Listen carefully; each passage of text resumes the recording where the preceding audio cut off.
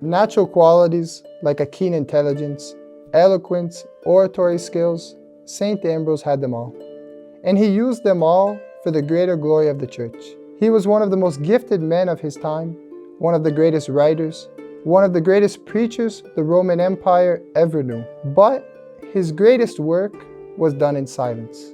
He did not use his pen, nor his words, nor his natural abilities. He used another weapon, sanctity. He is responsible for operating one of the greatest miracles and one of the greatest conversions ever during the reign of the Catholic Church. And he did so simply by being who he was. What miracle are we talking about? What conversion? Continue watching to find out. But first, remember to subscribe to our channel and share this video with your friends.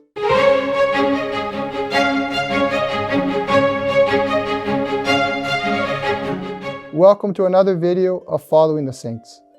One of the most eloquent men in history, he had one of the most gifted minds. He lived during the 4th century, and he came from an elect Roman family, whose history gave the church many martyrs, many saints. His father was one of the most important prefects of the Roman Empire.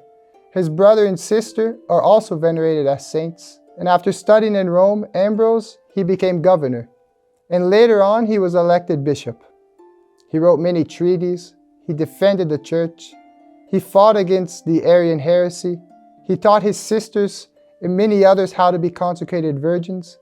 He converted an emperor, Theodosius, who in his outrage had 7,000 men and women slaughtered by the sword because one of them had assassinated one of his governors. Ambrose actually met him at the cathedral door, not allowing him to enter until he did public penance and repented.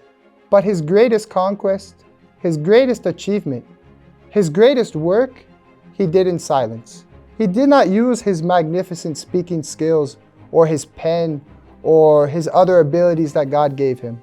But his greatest weapon was his sanctifying presence, which worked a surprising miracle, probably one of the greatest of all time.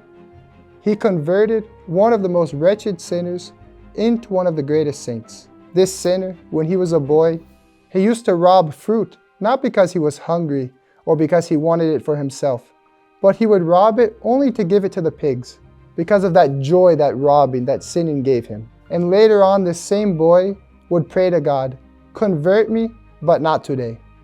In other words, he was a slave of sin. His name was Augustine. And he would come to be one of the greatest saints, but not before costing his mother, poor Saint Monica, 40 years of tears in which she wept for his conversion. And one day, not knowing what else to do, she approached St. Ambrose and asked for his advice. The holy bishop said to her, "A son who has cost so many of your tears cannot be lost." He promised his conversion. And the time came when, first out of intellectual curiosity, but then out of true admiration, Augustine started visiting him at his palace, but almost never had the chance to speak to him because he was always surrounded by so many people. He was helping the needy, helping the poor. And when he found him alone, he was busy at work. He was reading or writing, studying. And St. Augustine, on his part, was afraid to interrupt him. And Ambrose would not stop what he was doing, even though he noticed how much that poor sinner needed his help. In our modern day mentality, we think that what matters most is to act, to talk, to do, to take action. And for us, St. Ambrose should have stopped what he was doing and to help that poor sinner at his feet. But he knew that that wasn't what God desired. And the ways of God are mysterious to us men.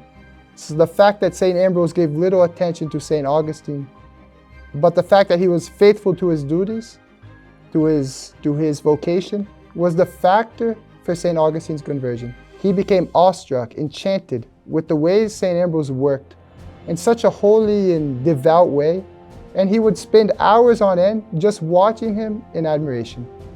He enjoyed just being in his presence. Such was the atmosphere created by the holy bishop. And this is the great miracle that God worked. St. Ambrose converted St. Augustine with his silence.